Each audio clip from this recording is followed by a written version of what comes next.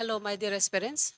आज का daily news analysis को हम स्टार्ट करेंगे और ये डेली न्यूज़ एनालिसिस आपका अरुणाचल टाइम्स का स्क्रिप्ट है एंड और ये आपका 15 नवंबर 2025 का हम लोग स्टार्ट करेंगे। ओके, सो फर्स्ट जो डेली न्यूज़ है, government of India appoints high power committee chairman to examine the APFRA draft rules, यानी कि Arunachal Pradesh freedom of religion act of 1979 78, वो एक्ट को फिर से री एग्जामिन करने के लिए आपका high commission high powered committee chairman रखा गया है। ठीक है, सो उसके बारे में थोड़ा सा हम डिटेल चेक कर लेगा। तो ये जो हाई पावर कमिटी जो है, ये जो government of Arunachal Pradesh has appointed retired justice B.K. Khatake as the new high powered committee chairman. Okay, जो कि आपका जो एग्जामिन करेगा draft rules of Arunachal Pradesh freedom of religion act, यानी कि अफरा जिसको हम बुलाता है, ऑफ 1978। ठीक है, सो यहाँ पे आपका ये जो गुवाहाटी हाई कोर्ट का मैंडेट के हिसाब से यहाँ में जितना भी कॉन्स्टिट्यूशनल प्रोविजंस है, ठीक है, उसको वो फिर से देखा जाएगा। साथ ही साथ जो रेकमेंड नेसेसरी जो मॉडिफिकेशन हो सकता है, साथ ही साथ कंसल्ट एक्सपर्ट, ये सब रिपोर्ट को वो सबमिट करेगा with in the deadline given by the high court. ठीक है, सो यहाँ पे डाइवर्जेंट स्टेक होल्डर्स का रिएक्शन है ना, वाइल ऐसे group of Arunachal Christian forums लोग बोला है कि ये जो एक्ट है उसको स्क्रब करने के लिए वो लोग बोला है, क्योंकि ये बेसिकली आपका जो violation of the fundamental rights of article 25, right to जो रिलीजन राइट है आर्टिकल 25 का, उसको वो कर्टेल करता है, वो लोग बोला है। ठीक है, तो जब एक फंडामेंटल राइट्स कर्टेल होता है तो वो सुप्रीम कोर्ट का अंदर में आ जाता है और वो उसको देखता है कि वो उसको क्या मॉडिफिकेशन कर सकता है ताकि इक्वल राइट्स सबके लिए बराबर हो। उसके बाद आर्टिकल 25 जैसे आपको हम बताया। सो लिसन, आप लोग समझ लीजिए, ये जो क्वेश्चन हो सकता है स्पेशली आपका जो अफ्रा रिलीजियस एक्ट ऑफ 1978, ये किस मतलब किस आर्टिकल को कर्टेल करता है, ऐसा भी क्वेश्चन आ सकता है। ठीक है, तो वो बेसिकली आपका आर्टिकल 25 फ्रीडम ऑफ रिलीजन जो कि फंडामेंटल राइट्स है, उसको वो कर सकता है। आर्टिकल 25 में आपको freedom of conscience, free profession, practice and propagation of religion, ये हक देता है कॉन्स्टिट्यूशन जो। ठीक है, सॉरी। उसके बाद तो यहाँ में जो अफरा ऑफ 1979 जो 78 जो है वो क्यों कंट्रोवर्सी है ना, क्योंकि यहाँ में according to the Christian organisation they say कि ये बहुत एम्बिग्यूटी है एंड सेलेक्टिवली वो लोग को पर्टिकुलर रिलीजियस जो है क्रिश्चियनिटी को टारगेट किया जा रहा है। ठीक है, साथ ही साथ वो लोग का जो आर्टिकल 25 है मतलब फंडामेंटल राइट्स, उसके साथ कॉन्फ्लिक्ट करता है। ओके, उसके बाद lack of frame rules 45 plus का ये जो ईयर्स है ना, लीगल एज गैप का बहुत लंबा है। सो पहले का जो रूल और अभी का जो मॉडर्न स्टेटस है उसमें बहुत फर्क है, उसके बारे में बता रहा है। ठीक है, सो इसलिए before drafting and making it's an act, it is necessary कि गवर्नमेंट उसको properly state central judicial community interplay करके एक प्रॉपर डेमोक्रेटिक पॉलिसी मेकिंग करना है उसको। Excuse me. So exam format में आपका ये जो फ्रीडम ऑफ रिलीजन जो आर्टिकल 25 और 28 के अंदर में आता है, ये आपका जो रिलीजन को लेके है ना, रीजनलाइजेशन, ये सब कंसेप्ट जो आपका एग्जाम में पूछा जा सकता है। उसके अलावा गवर्नमेंट और पॉलिसी के अंदर में स्पेशली GS पेपर 2 में आपका indigenous right versus religious freedom के बारे में आपको क्वेश्चन पूछा जा सकता है, जो कि अरुणाचल स्पेसिफिक GK GS में आ सकता है। अरुणाचल स्पेसिफिक बोलने से ये आपका GS 1 का पार्ट हो सकता है, जनरल स्टडी पार्ट 1 के अंदर में। ठीक है, उसके बाद दूसरा ये इथिको एंड पॉलिटिकल डायमेंशन, ये क्या चैलेंजेस और कॉन्फ्लिक्ट जो होता है कम्युनिटी ऑर्गेनाइजेशन के बीच में, ये आपको क्वेश्चन पूछा जा सकता है। Okay, so next is the health and family welfare department आपका state treatment protocols specially for diabetes mellitus and hypertension वो लोग लॉन्च किया है। Okay, on the occasion of world diabetic day. So आपका स्टेट प्रोटोकॉल एक launch किया है specially for two types of ये क्या बोलते हैं, टू टाइप्स ऑफ डिजीज के लिए, वो है diabetes mellitus and as well as hypertension के लिए। ठीक है, सो यहाँ में डायबिटीज मेलिटस और उसके साथ साथ हाइपरटेंशन के लिए। और ये जो आपका हेल्थ एंड वेलफेयर जो है, फैमिली वेलफेयर कमीशन, PK स्टेन एंड सिक्योरिटी विवेक, वो लोग मिल के इसको लॉन्च किया गया है। ठीक है, तो ये प्रोटोकॉल में क्या करेगा, आपका जो ट्रीटमेंट है उसको स्टैंडर्डाइज ट्रीटमेंट करने के लिए कोशिश करेगा, जिसमें कंटिन्यूटी ऑफ केयर है ना अक्रॉस ऑल द फैसिलिटीज, जितना भी आपका कम्युनिटी हेल्थ सेंटर है वहाँ में इसको डिस्ट्रीब्यूट करने का कोशिश किया जाएगा। ठीक है, साथ ही साथ rational use of the drug, उसके बारे में मिनिमाइज कॉम्प्लिकेशन, स्पेशली जो डायबिटीज और आपका हाइपरटेंशन से अरुणाचल प्रदेश में जो राइस हो रहा है उसको रिड्यूस करने का कोशिश किया जाएगा। और यहाँ पे बहुत सा एक्सपर्ट ड्रिवन गाइडलाइंस प्रोवाइड किया जाएगा from the expert committee lead by doctor Hage Ambing, तासोब्योम डॉक्टर अनोट देव, है ना। So these are the expert guidance जो आपको ये बीमार के बारे में बताया जाएगा। ओके, तो साथ ही साथ यहाँ में लोकल हेल्थ बिहेवियर के बारे में स्पेसिफाई किया जाएगा, जोग्राफिकल चैलेंजेस, है ना। साथ ही साथ एक बहुत बेहतरीन सर्विस डिलीवरी पैटर्न वो लोग सर्विस डिलीवरी सिस्टम को एनहेंस करने का कोशिश किया जाएगा। ओके,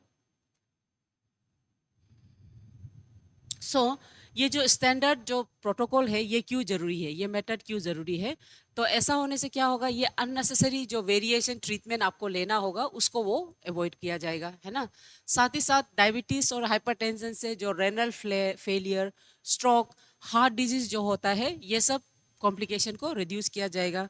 उसके साथ साथ फ्रंट लाइन वर्कर्स लोग एक स्टेप वाइज लॉगरिदम फॉलो करने से एक्चुअल सेंसेक्स हम लोग रख सकेंगे। ठीक है, सो अरुणाचल का reason for Arunachal focus in this disease, because Arunachal का कॉन्टेक्स्ट में सच टाइप्स ऑफ डिजीज जो बहुत इंक्रीजिंग नंबर हो रहा है ना, there is increase number of diabetes and hypertension cases in Arunachal Pradesh. Okay, so साथ ही साथ जोग्राफिकल चैलेंजेस एराइज होता है बिकॉज ऑफ दस, है ना। और साथ lack of proper uniform guidelines नहीं है, इसलिए पेशेंट लोग इनकंसिस्टेंट ट्रीटमेंट पाथवे को यूज करता है, जो कि और भी हेल्थ हजारियस होता है। ठीक है, सो यहाँ में बहुत सा कंट्रीब्यूटर्स लोग का नाम लिखा है, जैसे डॉक्टर हागे अम्बिंग, है ना, तासोब्योन सर, ठीक है, अनोद देव सर, ये लोग का नाम दिया गया है। ओके, तो एग्जाम पॉइंट में इसका रेलिवेंस क्या होता है ना। एग्जाम पॉइंट में आपको स्टैंडर्ड ट्रीटमेंट प्रोटोकॉल जो होता है उसके बारे में आपको इसका क्या बेटर आउटकम हो सकता है ना, और ये कम्युनिटी बेस में क्या हेल्प हो सकता है पूछ सकता है। साथ साथ आपको नॉन कम्युनिकेबल डिजीज के बारे में पूछा जा सकता है, स्पेशली GS पेपर 3 में। ओके, तो यहाँ में डायबिटीज और हाइपरटेंशन ये मेजर इफेक्ट है राइजिंग अलार्म में नॉर्थ ईस्ट में क्यों हो रहा है, ये क्वेश्चन भी पूछा जा सकता है, जो कि स्टेट स्पेसिफिक हो सकता है ना। उसके बाद आपको याद करना है ये डायबिटीज़ जो है मेलिटस, ये टाइप 2 डायबिटीज़ है, जो कि आपका लाइफस्टाइल की वजह से निकल सकता है ना। साथ ही साथ गुड हेल्थ एंड वेलबींग, ये आपका सस्टेनेबल डेवलपमेंट गोल 3 में आता है, तो ये कम्युनिटी बेस में कैसे इम्पैक्ट कर सकता है, किस तरह से एक सस्टेनेबल अप्रोच ले सकता है, वो सब क्वेश्चन आपको पूछा जा सकता है। ओके,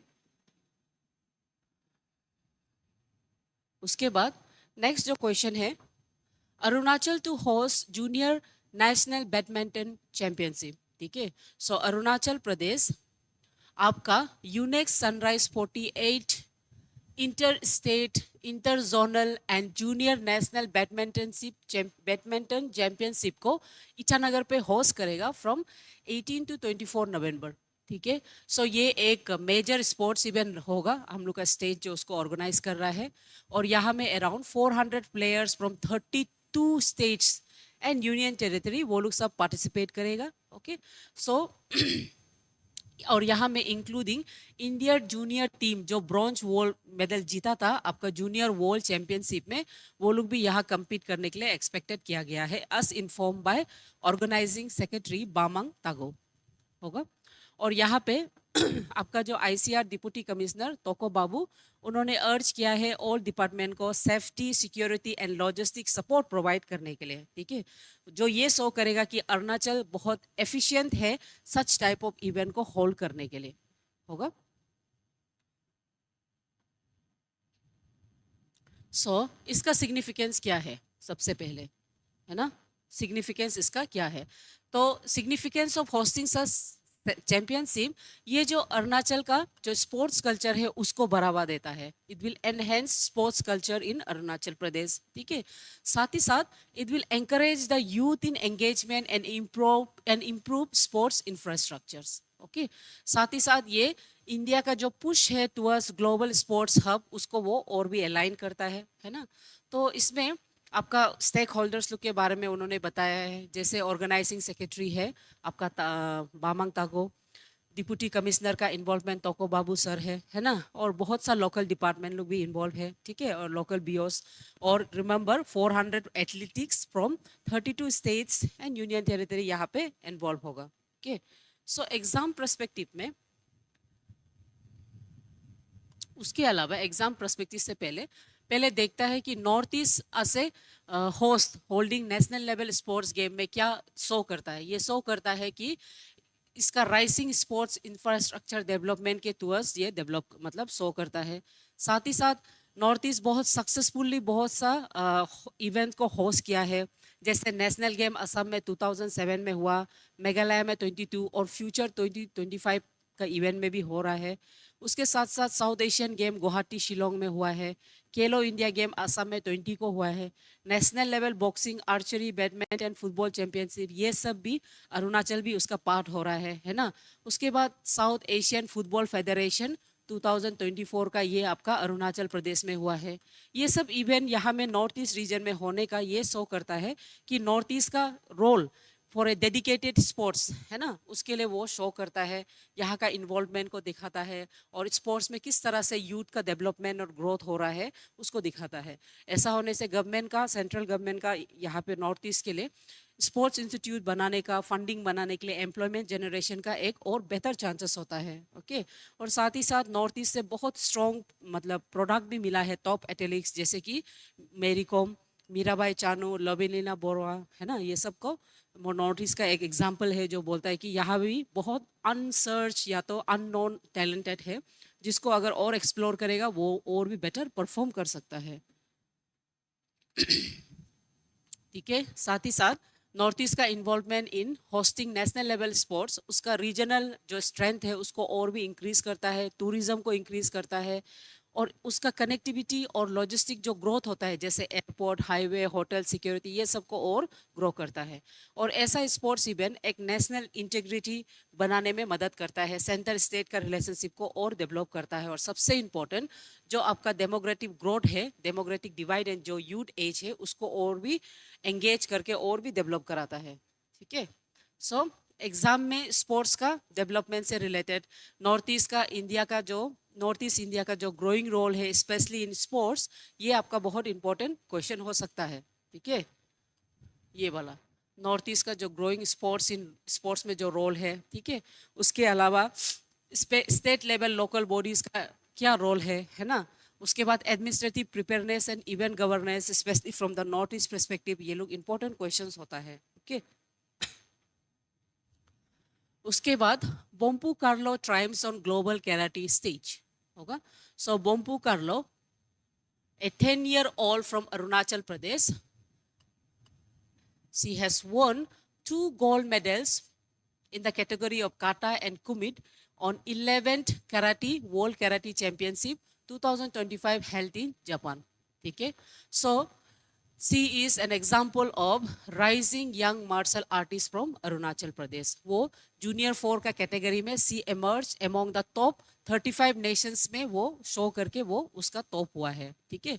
सो ये जो एक symbol of dedication and state pride को शो करता है. तो she is the daughter of Kemmat Karlo and Jinjum Padu from Takso village in lower Siang. ठीक है. और उसका जो सक्सेस है it reflects years of discipline training and highlights Arunachal Pradesh growing contribution to India's international sports and excellency. ठीक है. सो इसका सिग्निफिकेंस क्या होता है. 2 मेडल विन करना वो भी kata and kumite at the age of 10. उसका discipline, long term training and state level को शो करता है. स्टेट लेवल का जो सपोर्ट है फॉर द स्पोर्ट्स उसको शो करता है.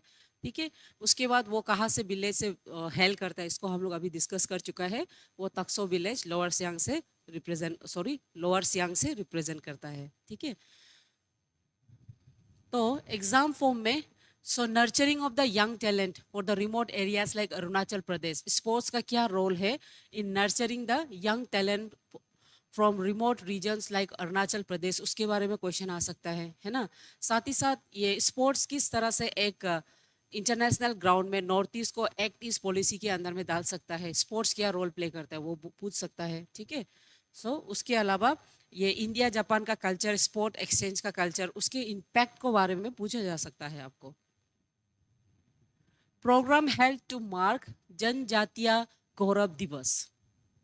सो पापुमपारे में आपका जो किसान कृषि केंद्र विद्यालय जो है कारसिंगसा का, they have organise to mark the birth anniversary of Birsa Munda. Birsa Munda को हम फर्स्ट ट्राइबल रिवोल्यूशनरीज मानते हैं, ठीक है।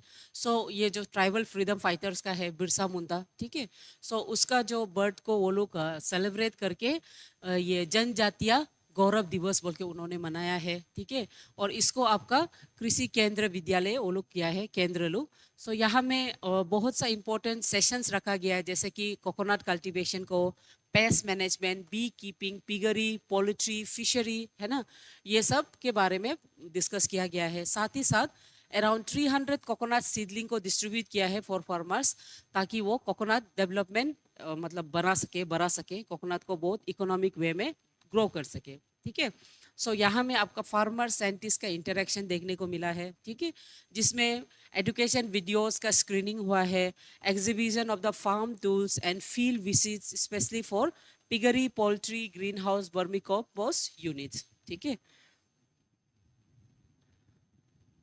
तो ये जो जनजातीय गौरव दिवस, इसको 15 नवंबर में मनाया जाता है, celebrated on 15 November to honour the tribal fighter Birsa Munda को मतलब ऑनर करते हुए मनाता है, ठीक है। और आपका जो कृषि केंद्र है, ये एक ब्रिज बनता है साइंटिफिक रिसर्च और फार्मर्स के बीच में। यहाँ में न्यू इनोवेशंस, है ना, क्रॉप वेरिएट्स मतलब varieties and better farming practices लोग को भी यहाँ पे प्रोमोट किया जाता है, ठीक है। तो इसका आउटकम क्या था, रिमेंबर अराउंड 300 कोकोनट सीडलिंग्स आपका 17 ट्राइबल फार्मर्स को दिया गया है। उसके अलावा 130 प्लस जो फार्मर तिराप डिस्ट्रिक्ट में ट्रेन किया गया है, इसके अंदर में लाइव स्टॉक और एग्रो बेस्ड एंटरप्रेन्योरशिप को ट्रेन किया गया है, ठीक है। साथ ही साथ प्रैक्टिकल अप्रोच भी रखा गया है, जैसे कि फील्ड विजिट, ये सब डेमोन्स्ट्रेशन और वीडियोग्राफिक शो करना, ये सब भी इन्वॉल्व हुआ है, ठीक है। सो इसका रेलेवेंस क्या है, ट्राइबल हेरिटेज और फ्रीडम मूवमेंट के बारे में आपको क्वेश्चन पूछा जा सकता है, जो कि जीएस पेपर 1 का पार्ट 2 का पार्ट भी रहता है, ठीक है। उसके अलावा आपका प्रीलिम्स में आपको जनजाति गौरव दिवस कब मनाया जाता है, किसके लिए मनाया जाता है, ये क्वेश्चन भी पूछा जा सकता है।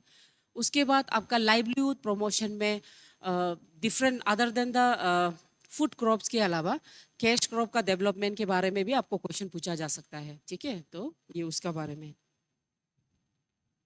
नेक्स्ट, गवर्नमेंट एक्सटेंड नीट्री दाव ऑन जनजाति गौरव दिवस ग्रीटिंग। सो आपका जो governor KT Patnaik has extended his greeting to for the नेत्री दाव फेस्टिवल। नेत्री दाव एक एग्रीकल्चर फेस्टिवल है, जिसको आपका रूसो क्लैन ऑफ रूसो यानी कि आका का जो क्लैन है, रूसो क्लैन, वो लोग मनाता है, ठीक है।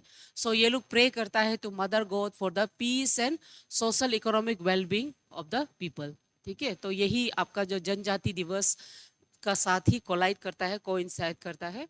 तो यहाँ पे उन्होंने along with the Birsa Munda को ऑनर देते हुए, बिरसा मुंडा को ऑनर देते हुए यहाँ का जो फेस्टिवल है उसको भी वो ग्रीट किया है, जहाँ में वो tribal heritage and cultural identity के बारे में उन्होंने डिस्कस किया है कि वो उसको और भी स्ट्रेंथनिंग कैसे कर सकता है एक सोशल हार्मनी और tribal pride of the state बनने में, ठीक है।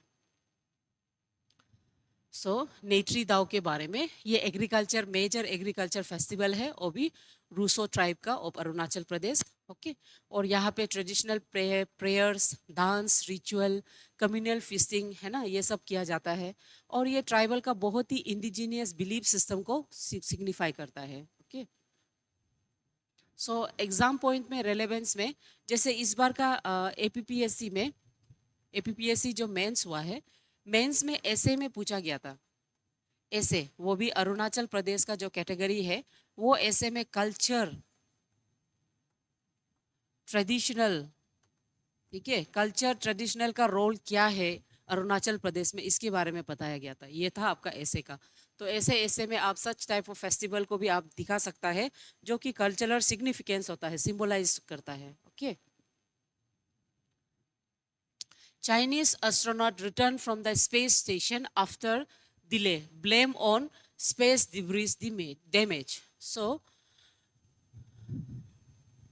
आपका स्पेस डिब्री डैमेज की वजह से रिटर्न जो डिले हो गया बोल के आपका जो Chinese astronaut who has return from Tiangong space stations है ना, ओवर ए वीक उसका जो डिले हुआ था, ठीक है।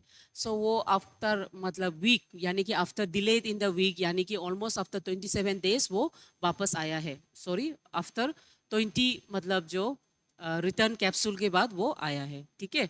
सो he has successfully completed their mission lasted for 204 days, ठीक है। उसके बाद उसमें अदर 7 days का डिले होने के बाद भी वो सक्सेसफुली कंप्लीट करके एक्सपेरिमेंट एंड रूटीन ऑपरेशन को कंप्लीट करके ऑल द वे अर्थ में पहुंच गया है, ठीक है। So global concern over the increasing space debris, ये एक इश्यू होता है ना। जैसे कि आपका रिसेंटली हम लोग का जो स्पेस इंडिया से जो गया था उसका भी तो यही डिले हुआ था कि वो आने नहीं सके, और सुनीता विलियम लोग का भी यही था कि वो लोग का स्पेस डिब्रीज में मतलब लगने का वजह से वो लोग डिले हो गया। सो ये एक ग्लोबल कंसर्न राइज होता है, ठीक है। और such incidents it under cause the hazards of millions of high speed space debris fragments, है ना, जो कि अदर जो सैटेलाइट्स है, स्पेस स्टेशन है, क्रू मिशन है, वो लोग को हैम्पर कर सकता है। और इसीलिए space situational awareness and global space governance ये पॉलिसी राइज करना बहुत ज़रूरी है। Okay. So growing threat to the space assets, जैसे आपको हम बताया है, ये जो डिब्रीज मीन्स क्या है, टुकड़ा मुकरा, है ना, वही चीज़ जो आपका दूसरा सैटेलाइट को डिफंक्शन कोलिशन, है ना, रॉकेट स्टेजेस को बहुत मेजर रिस्क वो प्रोवाइड किया जा सकता है, ठीक है। साथ ही साथ ऐसा डिब्रेस आपका क्रैक लुक में स्पेस जो क्रैक होता है उसको में उसको लग सकता है। जैसे आपका सेंजुरी 20 जो एक्सीडेंट हुआ है वो हो सकता है। तो उसको अवॉइड करने के लिए ग्लोबल स्पेस गवर्नमेंट में एक proper international mechanism for debris mitigation होना चाहिए, है ना, जो कि आउटर स्पेस में एक आउटर स्पेस ट्रेटी के अंदर में एक प्रॉपर बनाना है, रिजेम बनाना है जो आगे जाके सबके लिए बेनिफिशियल होगा, स्पेशली टू दो स्पेस एस्ट्रोनॉट्स, ठीक है। उसके बाद इंडियन स्पेस प्रोग्राम के बारे में, since we are talking about space, Indian space program में ग्रोइंग डिब्रीसेस बहुत रिस्क हो रहा है इंडिया का इसरो मिशन के लिए, गगनयान ह्यूमन स्पेस मिशन लोग के लिए, ठीक है। होगा ये उसी के बारे में है, री स्लाइड है, सेम चीज़ है। तो एग्जाम पॉइंट में आपको रिमेंबर करना है कि such debris, space debris and space security के बारे में, growing threat for the global space debris के बारे में, ठीक है। उसके बाद आपका इंडिया का गगनयान मिशन, उसका साइंस एंड टेक्स जो रिलेवेंट है होगा, आउटर स्पेस ट्रीटी क्या है वो सब आपको देखना पड़ेगा, ठीक है। Carlos Alcazar beams with pride as he lifts trophy for the year-end #1 player. So, Carlos Alcaraz, है ना, he has secured the #1 player of the जितना भी आपका टेबल टेनिस का जो चैंपियनशिप है उसका #1 प्लेयर वो लिया है। So he is a 22 year Spanish player और ये उसका सेकंड टाइम है। और साथ ही साथ वो यंगेस्ट एवर प्लेयर है जो एट द एज ऑफ 19 #1 का पोजीशन में वो डोमिनेट करके ग्लोबल टेनिस में वो मार्क किया है, ठीक है। सो यहाँ में उसने अल्काजरा जो अपना अचीवमेंट को एक कलेक्टिव एफर्ट वो बताया है, उसके फैमिली और टीम के बारे में उन्होंने बताया है कि वो लोग का एफर्ट और खुद का एफर्ट मिल के ये सक्सेस हुआ है, ठीक है। सो इंटरनेशनल टेबल टेनिस का जो है ये एक ग्लोबल टेनिस रूल और टूर्नामेंट्स का ये है, जो जितना भी आपका टेबल टेनिस का रैंकिंग होता है उसको बेस्ड ऑन वो लोग का परफॉर्मेंस के हिसाब से रखा जाता है, ठीक है।